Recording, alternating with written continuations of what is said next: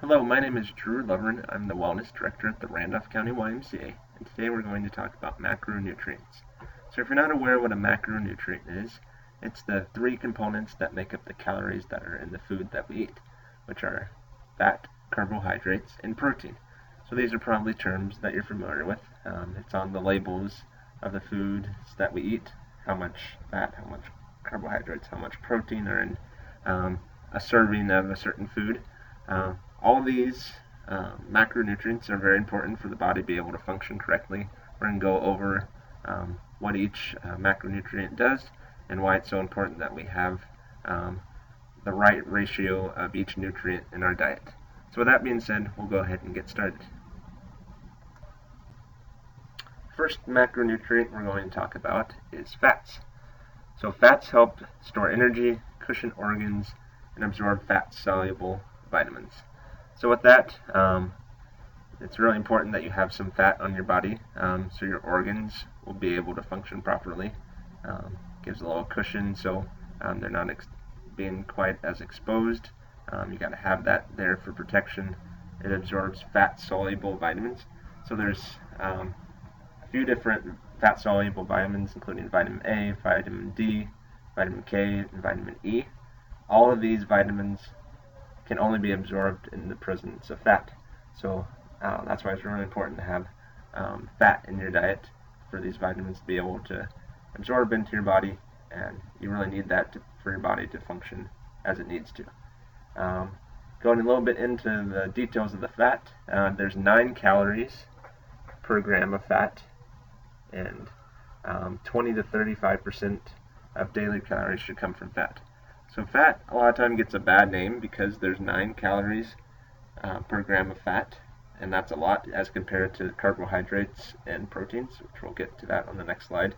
There's only 4 calories per gram of protein and carbohydrates.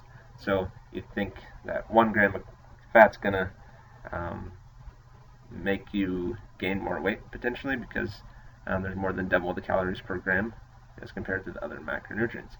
But this is really not the case. Fat is actually something that if you're getting high quality fat foods coming from natural sources, not like fat that's been made in a laboratory, but from like milk, good high quality meats, even butter, which you can see there in the picture, are good quality fats. Not that you want to go overboard and just like eat all the fats in the world, but they really do have a purpose for one, and then they can also be satiating, which will help you feel full, so you may not overeat as much if you're eating high quality fats.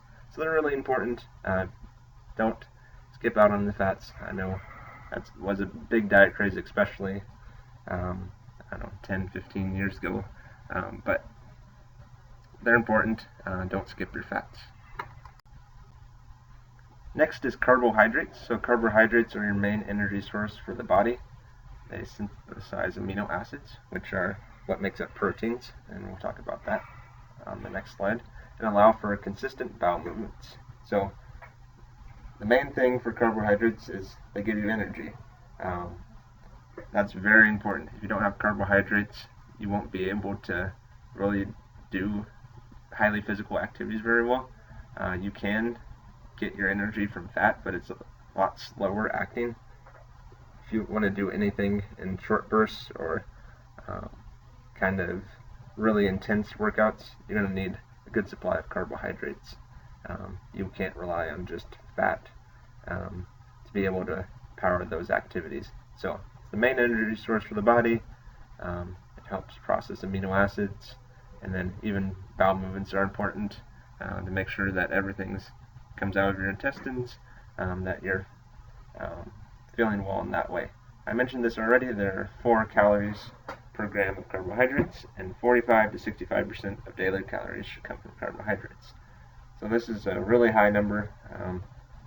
Almost half, or if not more than half, of your calories should come from carbohydrates each day. I know this may not be the case for everyone. Some try to restrict how many carbohydrates they have in their diet, but this is the recommended range, and it will make sure that your body has plenty of energy to be able to do the activities it needs to do. Where you fall in that range may vary based on your goals, but that's the general recommendation for the percent of carbohydrates that should make up your diet.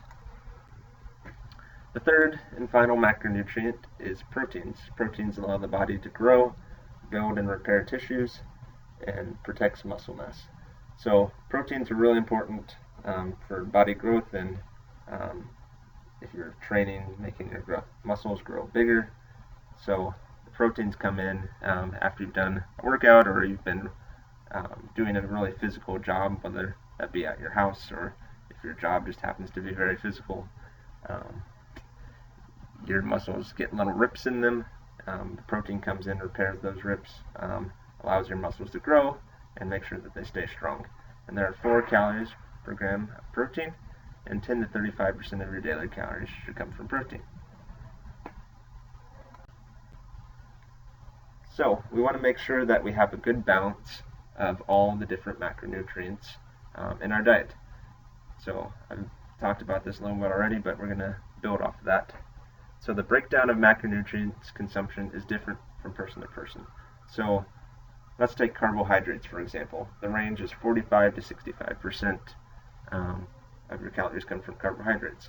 If there's someone that is a big-time runner, they run all the time, they train for marathons, they're probably going to need to be upwards towards that 65% of carbohydrates for their diet, calories coming from carbohydrates, because they expend a lot of energy.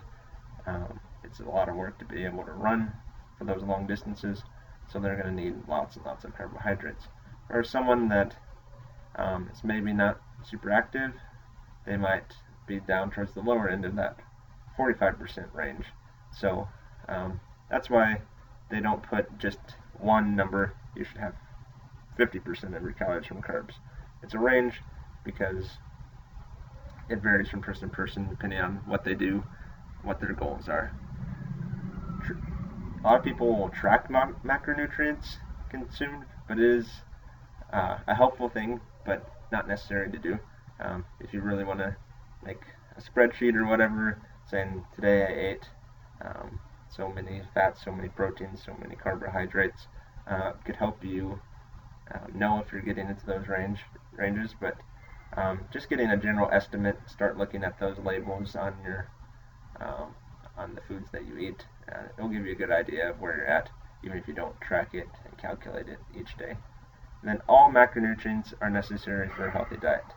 I know it's really tempting at times to maybe cut out one of these macronutrients because you think it might be a good healthy choice or help you lose weight, but your body absolutely needs all of these macronutrients.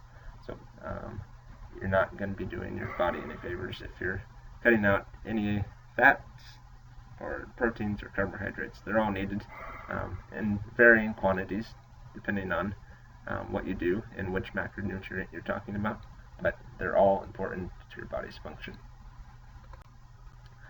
Finally is the implementation. So identify areas of improvement, come up with a plan for eating a good balance of macronutrients.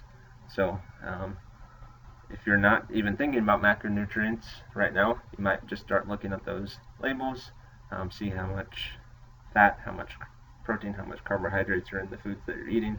If that's something that you're doing already, you might just track those macronutrients for a week, and if you decide you like doing that, you might end up doing that for even longer as a more consistent practice, if that is something that's helpful for you. So set goals that are realistic, choose 1 or 2 areas to focus on, and be specific.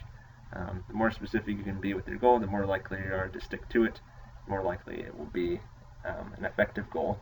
So that's really important.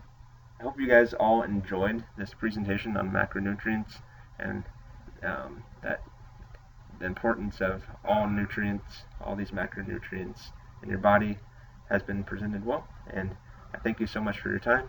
Hope you have a great rest of your day. Thank you.